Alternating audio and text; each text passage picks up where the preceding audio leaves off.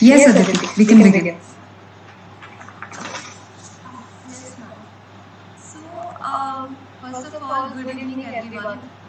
Today we have a very special guest with us. We have Miss Pradnya Talekar. She is an advocate currently practicing at the Aurangabad Bench of Bombay High Court. I have closely observed her work. I have interned with ma'am, and for those of you who don't know about her, ma'am has graduated as the Bachelor of Civil Law from the University of Oxford, and she's also an alumna from the National University, Jodhpur. And ma'am, we're very fortunate to have you with us today. And I'm very happy that you chose to talk to us about this really important topic, which is all about e-courts and e-courts post this global pandemic, and what are the requisite skills that can help us budding lawyers to survive or succeed in that kind of scenario. So, ma'am, as ma'am had told me that she wanted this session to be an interactive one. So, ma'am will pose some questions to us, and she'll start the debate. We will have a very helpful session. And some of the questions that we have, that the preliminary doubts that we have about the e-court system, is that first of all of us know that there are traditional courts that require attendance of judges, court staff, there's lawyers, and there's parties as well. And there's evidence that is submitted physically. So how do you do all of that? How does the exact process go on in the practical scenario? And right now we have a temporary relaxation procedure. Now if this whole system becomes a norm, how are we going to go about it? How will the procedure happen? And then recently I was watching this video by Honorable Justice Chandrachud, who talked about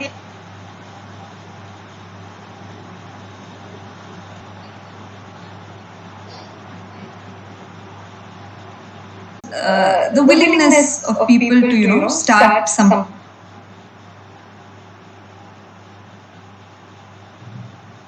stabilize the equilibrium.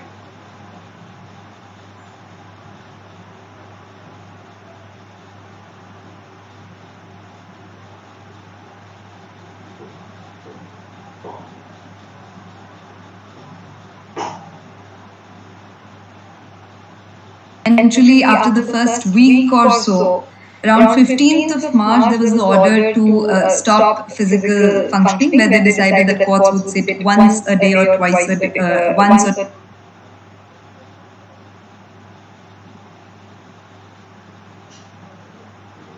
we already had video conferencing in place. Now, once that happened, there were a lot of glitches initially, and even now. So, a couple of funny incidents that happened. Some of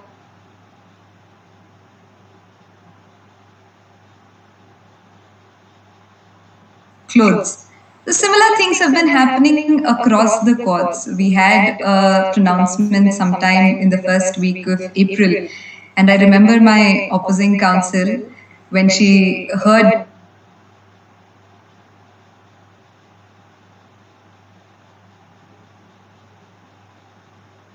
that the courts and the judges and everybody else could see her. And such things have been happening. And it's funny right now because we are, again, like I said, in the middle of change.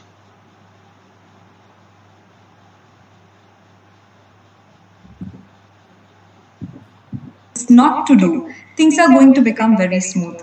And one organization that can do a lot about it is the Bar Council, working with the registry, because as Aditi mentioned, Honorable Justice,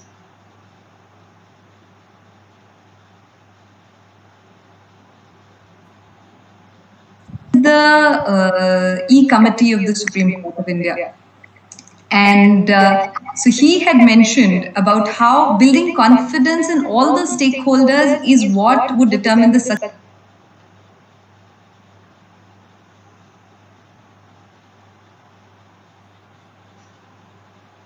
The registry, the litigants on board, we are not going to go through with this.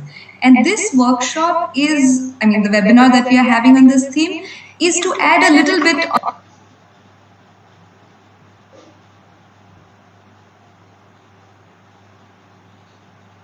could be quick and wrong to judge it in certain ways.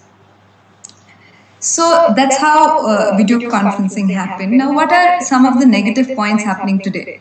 One is that the media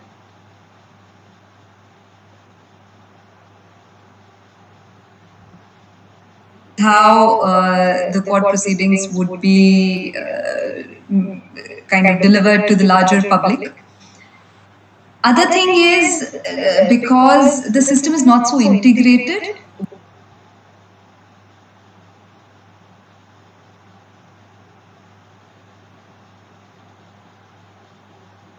will change when courts can bring up more integrated devices. Board displays are not functioning, so when we go log on to a platform,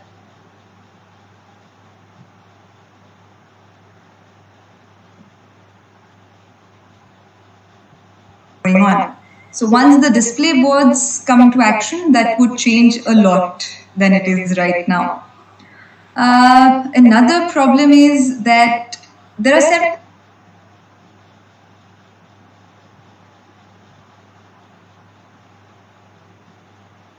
there is not much habit of using it. Nobody knows how to do it. And because bailiffs are not functioning right now, physical notices serving or summons serving is becoming difficult. So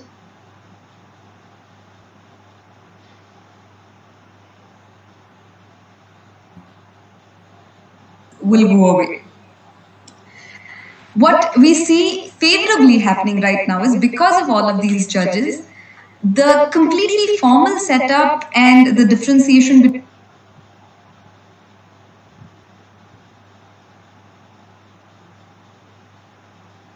or our audio is not working or the video is not working, the courts will be very kind in saying, call that lawyer up and, put on the speaker for everybody to hear.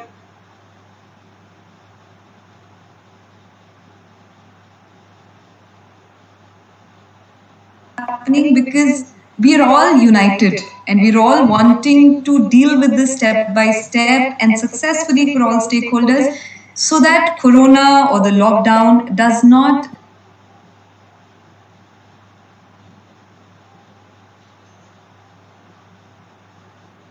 now, like the question that Aditi mentioned, how is evidence being taken or all the procedures which may require physical presence, how can that be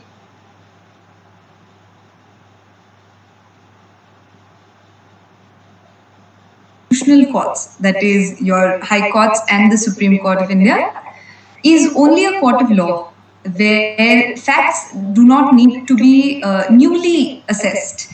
You would see the facts that are presented.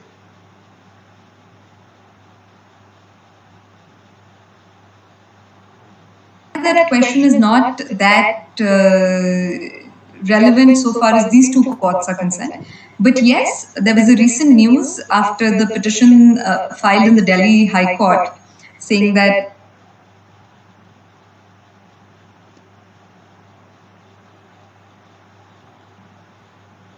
and I was proud of it, that about 14,000 and some number of cases were being dealt with by the district court since the issuance of orders of lockdown by the central government.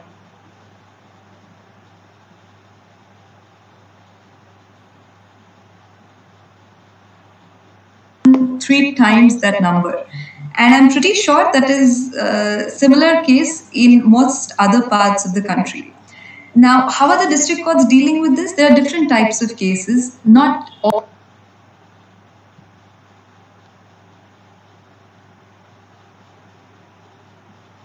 Where I'm forgetting the name of this self-assumed saint, the Chandigarh case, which came up again, rape allegations against this person who called himself the Guru.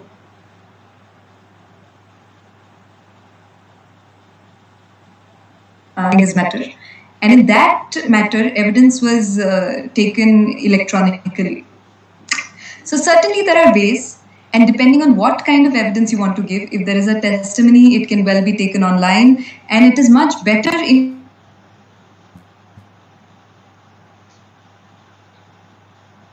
wrongly taken down by the magistrate, because the way evidences are given is, say I am the witness, I would say something, and then that would be paraphrased and put down by the magistrate that so and so has said this. So is always a great thing, as is done in most arbitrations today. So that's about the question. Now, moving on, unless somebody has any other questions about the content we discussed till now. Anybody?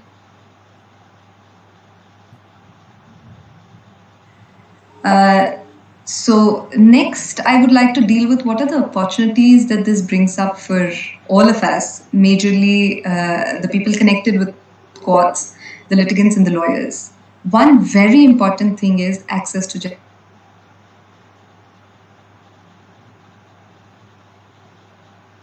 Courts, you would know that very few cases can reach the High Court or the Supreme Court level, those who have the money for it. Most cases would end at the lower court levels because people do not. It's miles away from their village. It would mean going away from the agricultural setup for a couple of days. It would mean doing away with the things that you rely on for your sustainability for those few days, which is not possible.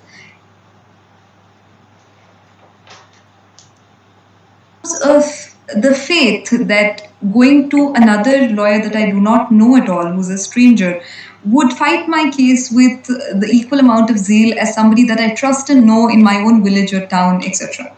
So there are several issues like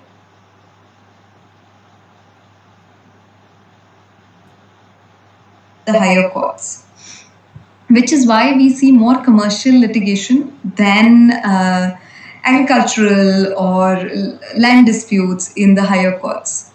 Now, this can significantly change reality for the country. Imagine a case where I come from a remote village in, say, Vidarbha, and I don't have to go all the way till Nagpur, sometimes when I wouldn't even have the to a certain place and then go not only once for signing the affidavit, but go for each hearing or miss all the hearings and rely on a third party saying this is what happened in your case. So I can now imagine that I can have a lawyer in this remote village.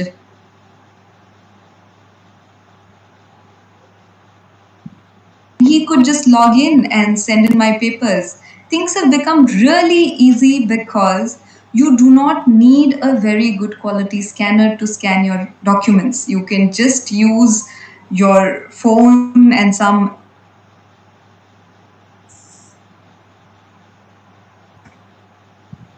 I mean, I do not know anybody, not even the domestic help, who doesn't have a smartphone. So in times like today, when the infrastructure has already been set up, this is not so much a hindrance.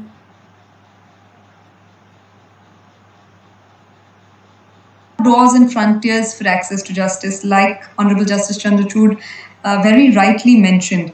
And there could be some cases where, the advocate is absolutely unaware of how to use the technology, and in which case there will be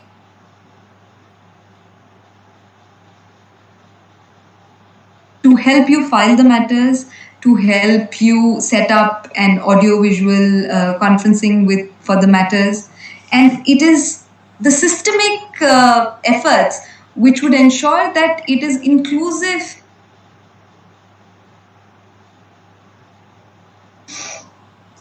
The second important thing is time saving.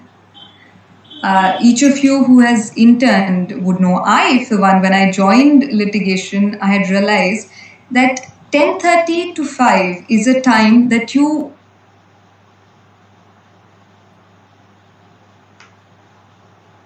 10 cases, it's a great possibility that you're sitting in court all day, but none of those 10 cases come up. And there could also be days when there's only one case that starts in the morning and goes on for the entirety of the day. So it is a big gamble. conferencing could mean you're having client discussions and you open up the platform where the matter is going to be heard, and you keep looking at the board display once in a while and keep doing something else on the side, which means in court. Somebody, for some issues we can never do away with the physical courts completely. We would still need to have them, but we may not need to have them as the primary source of dispute resolution.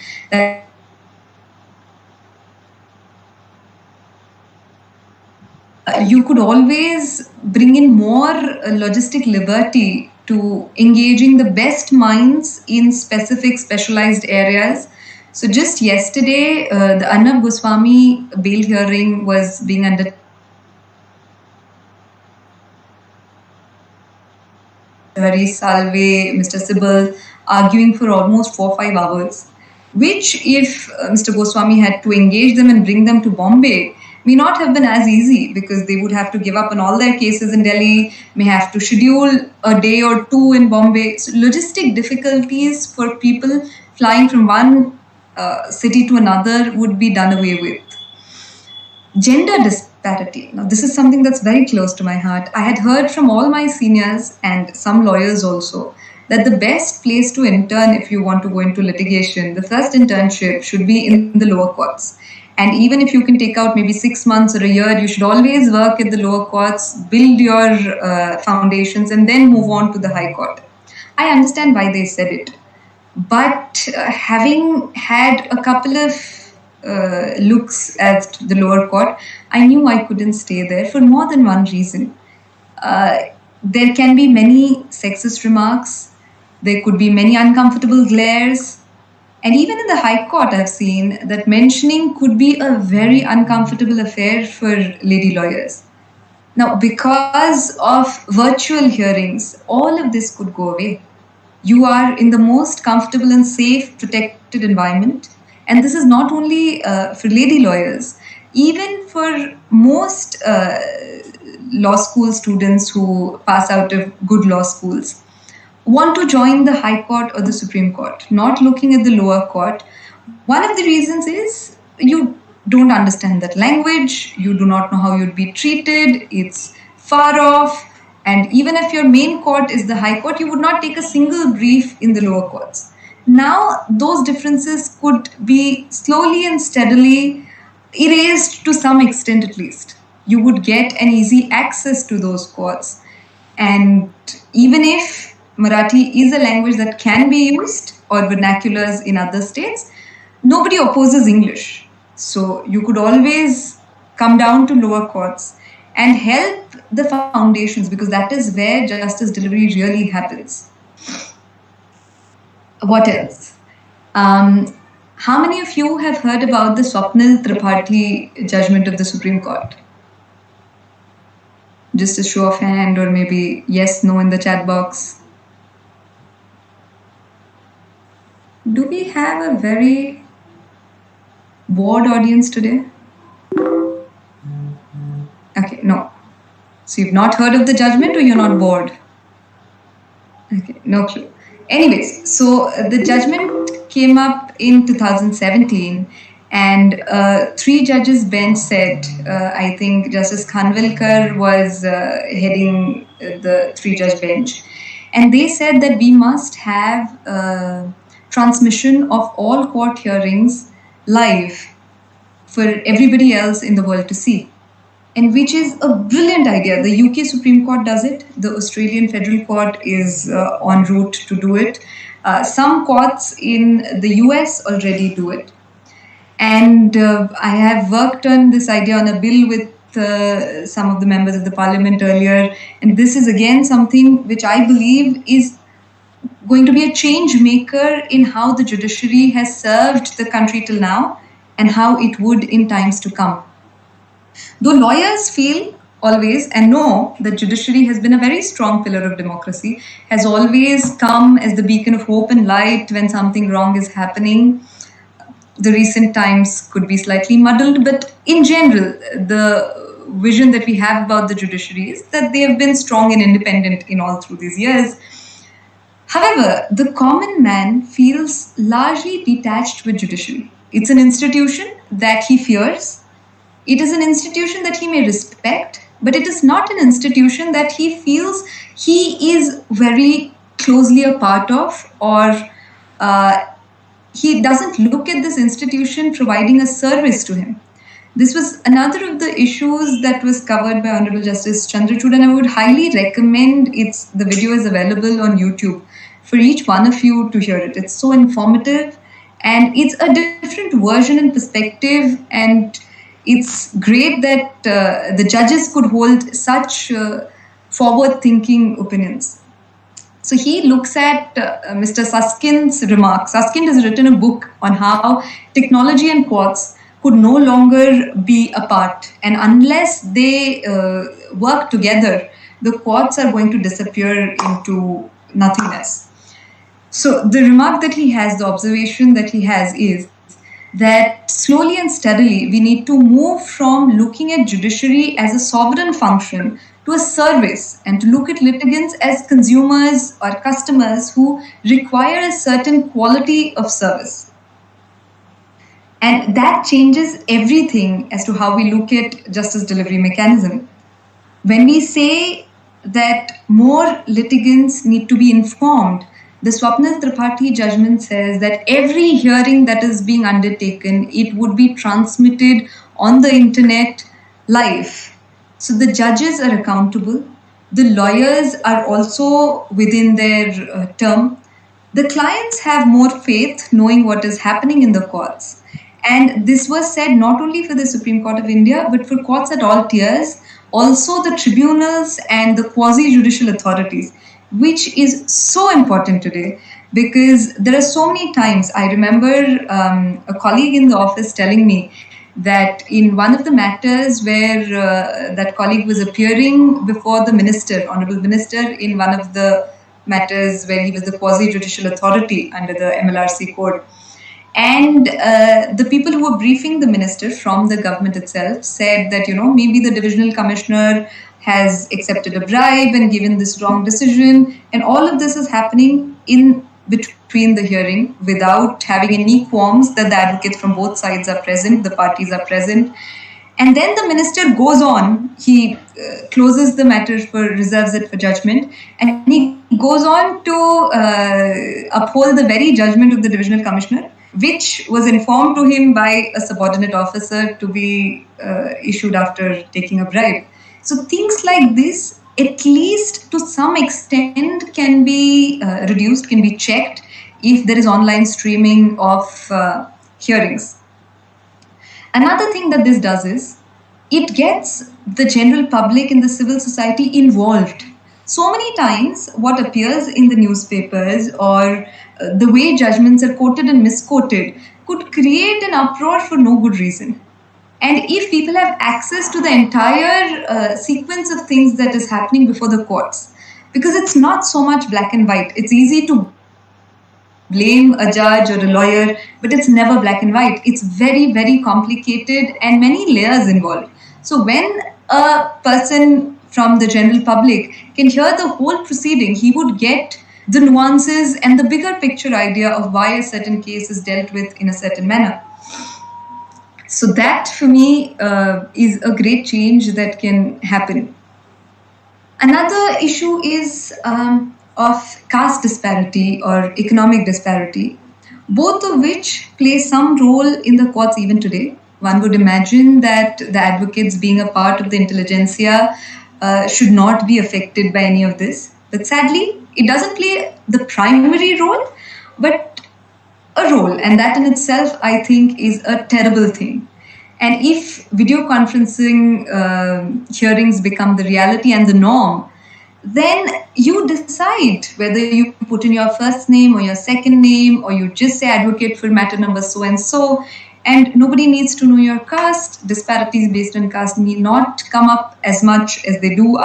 Economic disparities may not affect the kind of watch you wear, the kind of shoes you wear, the car you come in. All of this could fall in the background. Merit will certainly get the highest place in the order, because if there are different advocates from different courts appearing before judges every day, you can't keep a tab of which one's face you like better, or somebody having a face value. So it's only what you hear, the substance of the argument, which will rise up in the case.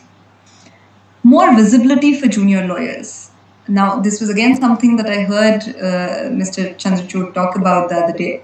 And he said that a junior lawyer came up to him after a video conferencing hearing and he said, "Sir, I think this is great because now you know my name. It flashed on the screen before you. Otherwise, I would just be XYZ appearing holding for my senior." So it brings more visibility to junior lawyers. It brings you on a plane which is much more equal, because now the earlier threshold is broken. It's not only changed in some ways, it is entirely transformed. And in that transformation, you or a person with 10 years experience or a person with maybe 50 years experience, we're all on the same plane. And you all have to work effectively towards a new system and, building your credibility in this new system. Of course, people with a very big name, somebody like maybe, Mr. Sibal or somebody else, doesn't need to worry, their name stays. But the biases that can creep in, because judges are humans, to every Tom, Dick and Harry and everybody having their set of people, that may largely reduce. And a nobody can have a name and a label and a standing as much as the other person in the courtroom. What else? Opportunities to appear in different fora. Now, if I was limited to appearing before the High Court, I have a very small world vision. Now, I have the opportunity to appear before, say, the tribunals, before the High Court of Kerala, the Supreme Court of India, different courts. My vision and my understanding of the society, the way it works, my roots become stronger. And those always help me in assisting the court in another matter that I might have. So a lawyer, they say, is very little of law and much more of a social understanding how the world works. Because law can never be interpreted in vacuum. What you need to know better is the worldview, the bigger picture, how the society works, functions, is governed, etc. So you have many more opportunities with appearing before different forums. Also, it brings a new paradigm in terms of data-based analysis. Data-based analysis for you to decide what kind of area of law you need to work in. Data-based analysis for the institution to decide what kind of cases should I put before what kind of judge, or what kind of cases should I group together. So today what happens is, different judges, the way roster or the sitting list is formed, the master of the roster is the Chief Justice of any court. He decides that if I have 20 judges at, say, Aurangabad, 50 at Bombay, 20 at Nagpur, which judge sitting with which another judge or sitting singly will decide what kind of matters. And this changes every 2 to 3 months. And so he would say the senior most judge sitting with person X would hear all the public interest litigations. Another judge would hear all the land disputes, etc., etc., etc. And then these judges would get matters allotted to them either by circulation for early dates by the lawyers, or by a system-generated date, which is generated by the CSIC or something. So someday a particular case would come up, and a similar case with very similar facts, with very similar issues involved, would come up after 20 days. If they both came up on the same date at the same time, then the judge would save a lot of court time in hearing that matter. And both cases could have assistance from the other judges to help and assist in deciding the case better. So all of these things have more opportunities once you have data feeding for what kind of case is there in the court. So Manupatra has started something interesting. They have started doing readings for judges. So all judges in the high courts are being catalogued based on what kind of decisions did they give. So they see all the matters that were finally decided by Judge A, and they say that out of 100 matters decided by him in the year 2020, he has allowed 50, he has dismissed 50. Out of the ones that he has allowed, so many matters on environmental law, so many matters on some other kind of law, etc., etc. So if I am a person from Delhi, I've never worked in Aurangabad, I want to know whether Judge X is positive when he looks at tender matters, or is he more environment friendly? What kind of a mindset does he have? I just click on it, I get the analysis, and I know where I stand. So I know what kind of arguments should I bring in the beginning, what kind of issues should I focus on, what kind of issues do I leave in the background, what kind of judgments do I need to come prepared with. So all of these strategic decision making in litigations now become much more data oriented. Earlier on also, advocates always did this. So if you ask me that if you're a client and you say whether you want to take my matter before so-and-so judge, I would go back to my experience and think, okay, I know this judge, how is this for bail matters? And then I'd either say yes or no, depending on my personal experience.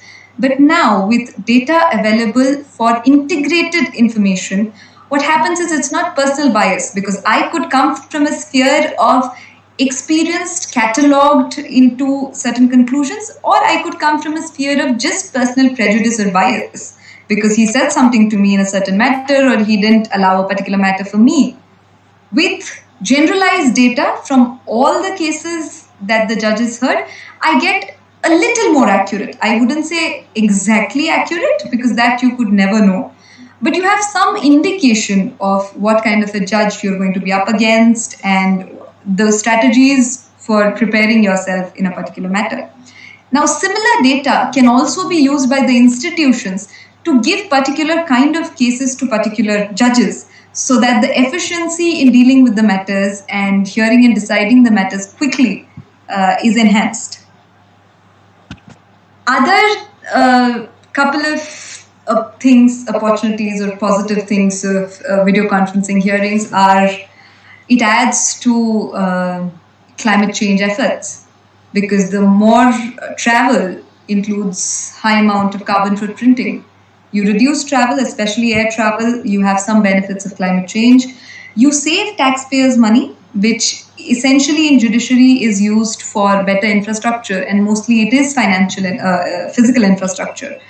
The same money need not be saved for the government, but it could be diverted to getting more judges, having more trainings for judges. So these are all the opportunities that I feel that video conferencing hearings pose for the current world if they're made into a sustainable way of dispute resolution. What are the challenges? Access to justice, as it is a pro, it can also become a con depending on how the institution takes or does not take efforts to change the situation. So technology can be empowering. It can also be a divide. If I have the technology and you don't, that's just stupid. I would be preferred not for my merit, but because I have access to that technology. So that this doesn't happen, like I mentioned earlier, the courts and the institutions have decided that they would be the people who support by giving physical kiosks, by having people who are trained to help lawyers do physical filing if they do not have access themselves to technology or procedures of e-filing. Similarly, for even today, when we have video conferencing hearings, the courts are not completely shut. The courts will function. The advocate has a choice of either going before the physical court or operating from your home office or from your office. The judges do not sit in the courts, they will sit in their chambers. So even if you go to court, there's just a device where you can, it's already logged in, and if there's any problem in terms of functionality, there would be people and officers of the court who would help you to arrange the whole thing. So the institution plays a great role in ensuring that the challenges are countered. Similarly, the Bar Council, the registry, the judiciary, the lawyers need to be all taken into confidence. So there need to be leaders from the bar and the bench who would sit together, work out mechanisms, have training sessions, have doubt clearing sessions. Because so many times, initially for the first 2-3 online hearings, we had this, especially for Aurangabad. This didn't happen as much at the Supreme Court or the Bombay High Court, because the bench clerks were very, very well trained over there.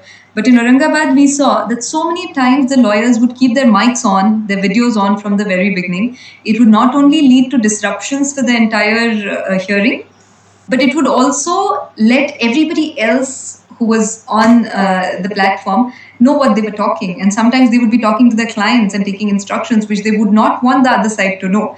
And all of that was public.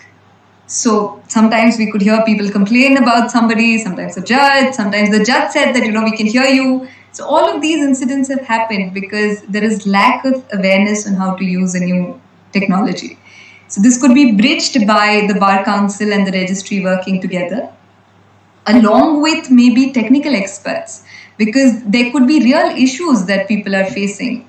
So WebEx also has this thing called screen sharing, and WebEx is used by the Bombay High Court. So a lot of times people would just directly, without asking the permission of the court, etc., they would just directly start sharing their screen if they wanted to give a certain document to the court. And the way courts function smoothly in the physical setting is when the master is the judge. He decides whether something happens or not. So there is smooth functioning and 2-3 people are not doing different things at the same time and it becoming a chaotic procedure. But when people start screen sharing at the point they decide it's necessary, it becomes difficult. So then that feature was disabled. There were protocol that came about. But all these things needed problems and then solutions to problems. So if there are issues that people face, technical experts being on board and having this maybe every 10 days, every 7 days could definitely help in solving a lot of issues about the challenges.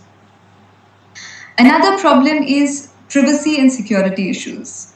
Now, not much has been focused on in terms of court documents, privacy and security till now. But we would surely need regulations on this, how to preserve documents, how long to preserve them for, what kind of space would you need. Today it may not be much, but we need to think of 10 years, 20 years ahead. Do we use cloud computing for this? How do we have privacy settings which are not very overbearing for the lawyers? Would it be possible to put up all the petitions with its exhibits and the replies, everything online, so that a person maybe from another city or maybe another country could access a particular case with all its documents? Because when you read the judgment, it's only the last piece. Unless you've read the entire file with the memorial, the exhibits, the replies, the rejoinders, the short affidavits, you would not in the complete sense understand or be able to analyze a judgment in its entirety. There would be some things which are left, which only the lawyers appearing in the matter and the judge would know. And the judgment would never give you the complete 100% picture. So if you have the petitions online, it would change a lot. But what security issues or privacy issues it could spring up? There was a question that somebody raised, my right to be forgotten. Now, these are immensely complicated questions. One doesn't even know whether it could stand the test of judicial scrutiny. But this is a deliberation. These are questions that need two parties involved. And that's what the customers or the clients and across fields, this is not only about law, not only about litigation, across fields. Unless you have adaptability and learnability, we are not going to make great success stories going forward. Specific to litigation, draftings and pleadings would get a lot of importance now. Earlier, you needed a senior or a known face only to do the time in court. And you would need him to convince the judge of a certain difficult point. But now, because video conferencing mean that long, lengthy arguments may not be as effective as physical courts, it's best that you give a very, very well-drafted pleading. And that could be read by the judge beforehand, and you anticipate all the questions that you're going to get on it. Be prepared, because again, you're right there. It's already difficult because it's not difficult in itself. It's difficult to convey your point or be as persuasive as in a physical setting as compared to a virtual setting because you are not used to it as much. It's not the fault of the system. It's just what you have adapted yourself to in a physical setting. Simple things like where the gaze of the judge would fall, whether he's talking to the other judge in a certain tone, where is his head tilted, which becomes difficult to see in many, many platforms as on the technology today. It could surely be amended very easily in times to come. But as on today, that's kind of a hitch in lengthy arguments which involve complicated questions. But drafting would certainly hold a more important place. Similarly, like I mentioned, forward thinking, imagining all the questions possible, being prepared with them, because you don't want to miss that time. This is always important, even in physical courtrooms, but gains all the more importance because miscommunication or not being able to clearly reach to the judge is already a possibility. You don't want to add to it by being unprepared or less prepared in any manner. What you would also require is very good listening skills. You would need to be able to understand, because body language now, at least as on today, is not that easily picked up in most platforms. So your listening skills as to who is saying what, and then come out with the on-point answer without going around the bush. Another important thing is for the judges and the bench clerks or the associates to play. It's important for the judges to make sure that if there are 5 people appearing for 5 different parties in a particular matter, that each one of them has had their say. It could be possible that one of them really wants to say something, is trying to say something, but the mic isn't working, so the case just gets decided without hearing that party. And on record, you would have put her name or his name because that person was present, so to say. So this duty lies upon the people who are, like right now in this conversation that we're having, there's a host, there is a co-host, and they're looking at things. If somebody wants to talk, the mic is off, they would be the people helping out. Similarly, we need an administrative body which will be working out this, because the bench clerks are already busy handing over each file, writing down the dates. They have their own functions. We could perhaps need a separate personnel to oversee and ensure that everybody's basic, the mic, the video, any documents that you need to pass on, all of this is working. So these cover most of the new skills that would be required. Now, what is in this for you guys? How could you benefit? How could you think differently? Anybody has any ideas after listening to the whole thing? Okay, there's a question here before I move on to the next one. Could you share your thoughts on access to justice in places like Jammu and Kashmir and Northeast? Great. This was a question personally that I had, a question that somebody also raised before Honorable Justice Chandrachud. Significantly difficult to answer. Because Northeast, not as much, because you don't have as many restrictions on the internet as Jammu and Kashmir, where the government would just decide to pull the plug any moment. So Jammu and Kashmir, surely these are difficult questions, but it would mean that you, when you become a lawyer, you could kind of appear in those matters, and even if they don't have local counsel who could do it, they could easily bring in more efficient, brilliant minds from outside the state to help them solve their issues. The courts certainly have all the power to ensure that limited internet or limited technological equipments to the lawyers specifically may be provided. So these are things that can be worked out depending on how good a leadership you have in the court, in the bar. Northeast, I would say the infrastructure is missing certainly, but as I have heard from some reports of the committee, that the basic infrastructure for video conferencing is already present in the High Court at Guwahati. I'm not so sure about the district courts. But again, this is something that, anyways, the physical infrastructure is also missing, the technological is also going to be missing. So the answer to the problem is not in standing against or for technology, but in really standing up for these regions in isolation and saying that you need to pump in more funds here, you need to have more sensitive policies in these areas. I hope that answers your question. So where we were before is what it means for law students and what video conferencing or virtual courts could mean for each one of you. Do you think it brings some new opportunities or some problems or some new perspectives for you as law students? Okay, great. So anybody who'd like to take on this question, what do you think? How could it? I see the first name I see is Aditya Havaldar. Would you like to take that for me, Aditya? I would like to raise a point over here. Since we are talking about, since we are talking about e-courts, we would also have the need to train advocates in using video conferencing technology. Now, considering that majority of the advocates who are passing out of law colleges, they are from local law colleges and they may not be as technologically well off or that exposed to as compared to the graduates from better law colleges. So should the Bar Council introduce some curriculum changes wherein, for example, in Bar Council curriculum which we have for LLB, we have 4 practical training subjects. So along those lines, could a practical training subject in digital technology be introduced to facilitate advocates to getting used to the e-court system? Could something of that sort be done? Most certainly, and that's a brilliant idea.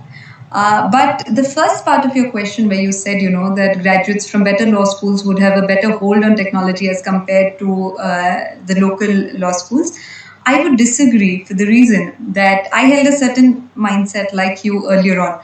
In about 2011-12, I happened to go to my native village to help out a school, and I was having a conversation with these 4th, 5th graders at that time, and I was trying to tell them about research and how whatever that you want, if you want to know the career options, you go to Google, you type this. And they looked very disinterested, didn't know about Google, so I had to show them, okay, this is how you go to Google. And that time, smartphones were there, not as prevalent as today, but they were certainly there in the village as well. And then I asked them, so how many of you do have Gmail? And this, not many, 1 or 2. And then somebody just said, we have Facebook though. So I asked, how many people use Facebook? And all the hands shot up. And these were really young kids. And this was a village, a remote village. So people do have access. And even if it is a local law school, they may not have the great language, but they have access to technology. They may not know how to use it, which takes a very little, like I've never used WebEx till I started appearing in court hearings, but it doesn't take too much time to get to know a new platform. If you know Facebook, you can know Google, you can know YouTube, you can know any other platform because you are used to the basic concept of how to have a user interface with technology. But yes, a curriculum change would surely be the need of the hour, not only for bridging the gap, but even helping graduates from great law schools. Nobody is equipped directly with these things. I think nobody is equipped even for being a skilled advocate in court. There are so many gaps in terms of advocacy training is not there. Though we have a course on PDC, not much happens in the drafting trainings, etc. So certainly a curriculum change in terms of what are the relevant things, the skills required. And one of the module in this could be technology equipments and how to better address court basics. Basics would not take more than an hour or 2 to explain. That's how you go in, you switch off your camera. Protocols is easy to explain. But developing a skill, now how do you argue using a virtual platform? How do you feel that the judge is still listening to you, he's still with you on this issue when you don't get those cues as you would in a physical courtroom? So these are skills that would build with time and with experience. So you could have modules for this. Great. Anybody else? So my question was, would it have some opportunities for all of you as law students? Anybody has any ideas in this? I think there is a message. At least e-courts should be implemented for the petty cases to dispose them and for speedier justice. So Sanket, in fact, I was also unaware about this till recently, but apparently a part of the e-courts project is also to look at traffic violations, regulation violations. And now I'm not sure if you've been to Delhi recently, but about 4 or 5 months earlier, I was on a case at the Supreme Court and I had to visit the capital. And I realized that the taxi driver just got so alarmed after missing the red light. And he kept saying, Abhi to meri parchi kat jayegi, and now this is the worst thing to happen in the universe. And I didn't have the context. And I was like, so big deal. You'll pay 100 rupees and we'll move ahead. And he said, no. This happened to me the last week and I've already paid a 5,000. It's no more 100 rupees. It's a 5,000 rupee penalty. And this is the second time. And now they will take away my license. And I was like, but you could just, like you always do, why wouldn't you pay off the traffic signal guy? And he said, no, it's not possible anymore because they come with video cameras. And every traffic police is supposed to have a small device over here which has like a video camera. And whenever you stop the car, it would record the car number, the person, the photo, etc. And the next step of e-courts, as I heard Justice Chandrachud on the lecture the other day, was to make this without judges. So you could just put in, they would send you that, so-and-so is your penalty. Would you like to pay it? If you pay it, there is no case. If you do not pay it and if you want to challenge it in some manner, then you go to court. So slowly and steadily, yes, not only are the petty cases going to be disposed, but you could have a judgeless court for things which are really petty and easy to deal with without much need for complicated evidence. But having said that, the question that I asked earlier still remains, which is, what does this mean for you guys?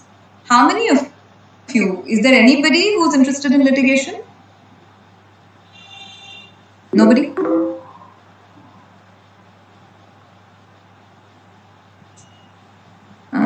Okay, somebody said, I do not think it will have much of an impact on young lawyers because in the initial years, we need to get sufficient experience on the actual working of courts, although technology will give an upper hand in procedural things, but not in advocacy skills. Snehal, I'd like to disagree a little here because your opportunity to, what you say is right in terms of you may not get the chance to physically look at senior lawyers presenting their cases.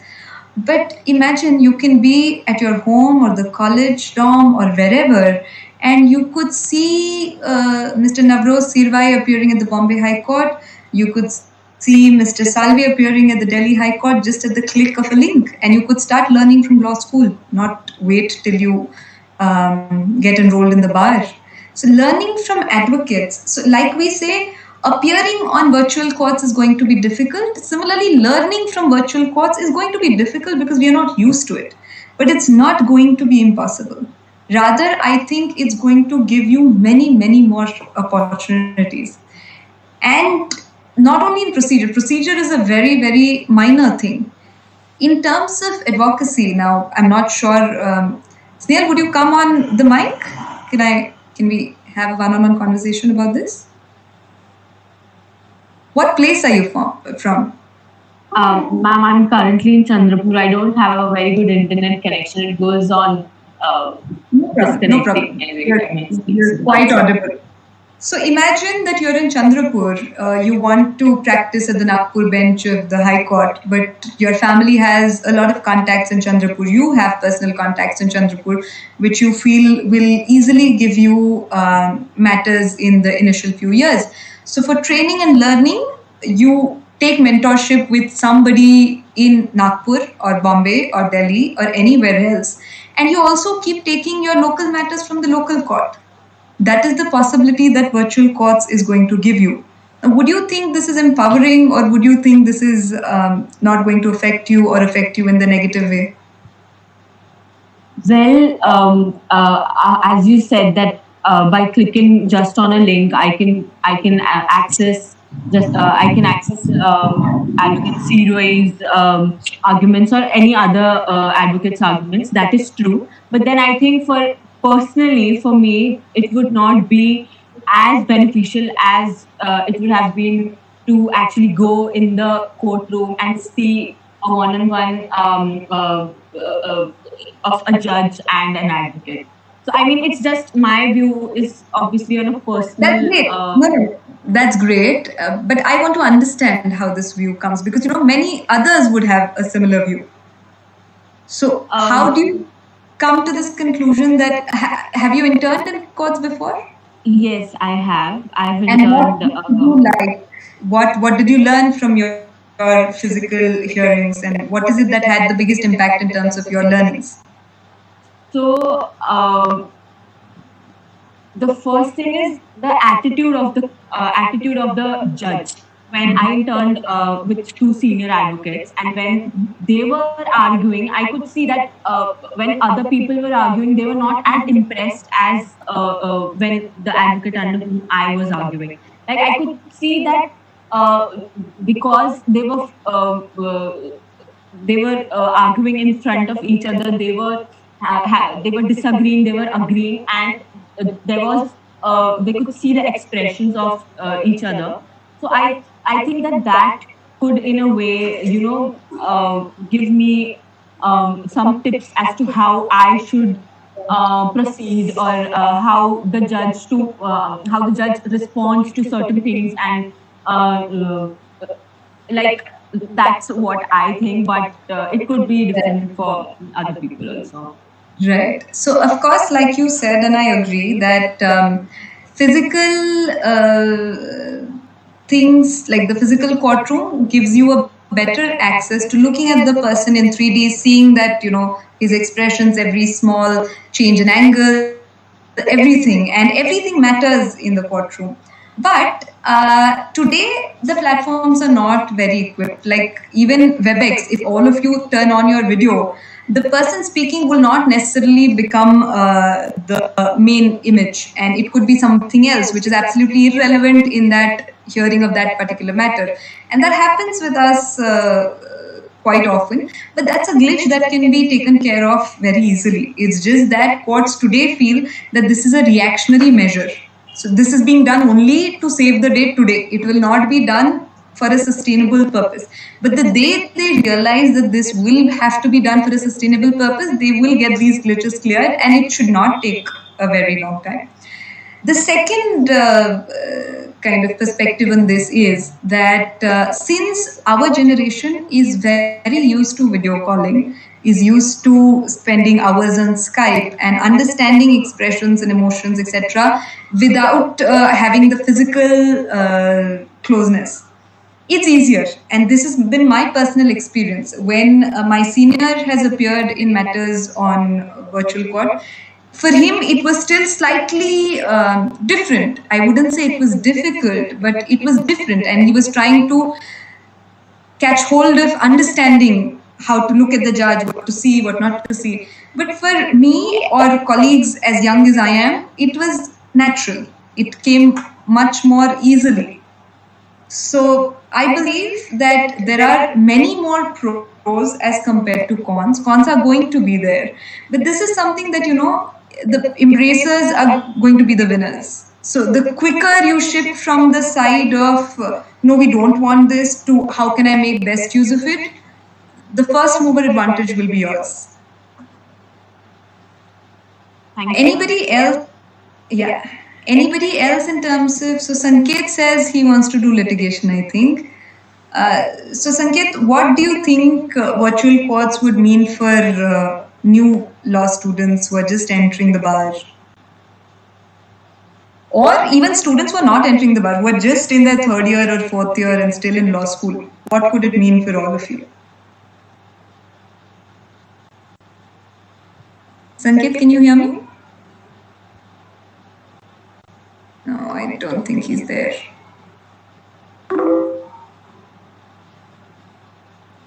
Can you talk? No. Okay, I'll just put a few points and then maybe you guys can respond. So one is, it's easier to get into the litigators club. Most people don't join litigation because it's difficult to break through. It's difficult to get personal matters. It's difficult to get that first case before the court. You don't know whether you'll make it into a good lawyer or not. There's too much uncertainty. There is financial insecurity, etc., etc. With virtual courts, you can take your time and, like most of you know, once you get your sanad, till you pass the bar council, you can just give a undertaking and work on it. So even if you're giving yourself, say, 6 months or a year, now it is so easy to have mentors from across locations and across jurisdictions.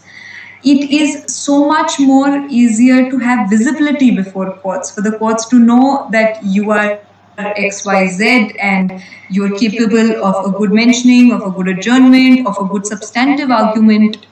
So all of that is easier. Plus,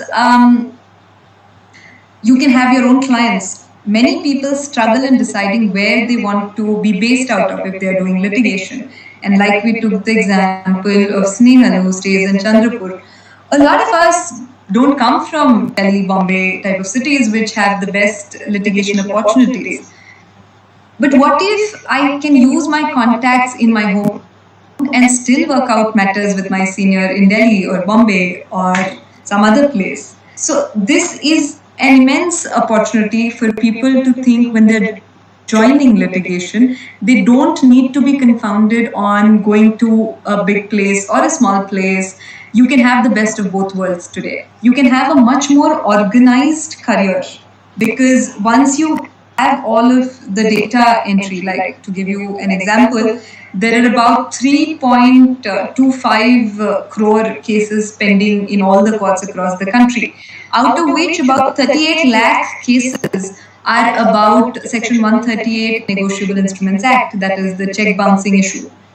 Now, if this forms such a big portion of the cases, it's a big piece of the pie. So you can decide based on data specific to your district, and all of this is available online even today. If you look at the National Judicial Data Grid, you can go down and see what matters are pending at the Bombay High Court, what matters are pending at maybe the Chandrapur District Court, the lower courts in some place, city civil courts. All the data is available in terms of numbers. You may not have the names or the orders, but you have the percentages, which will help you decide whether this is a good opportunity for me to jump into, whether this is an area which is a booming area, whether this is something which is a niche area, and your choices could be different. But data just gives you more opportunities to make informed decisions, which are more likely to be successful decisions. So that is something else that changes for new entrants. And because you have a more equal place and everybody starts from ground zero, it's easier to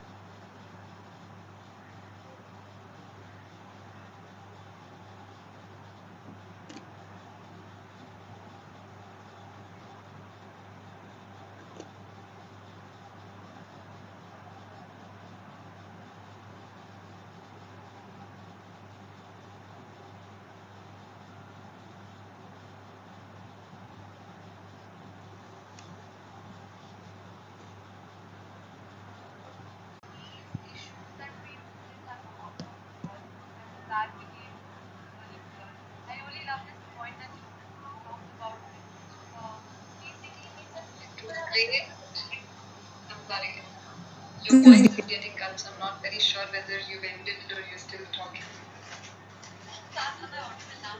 Yes.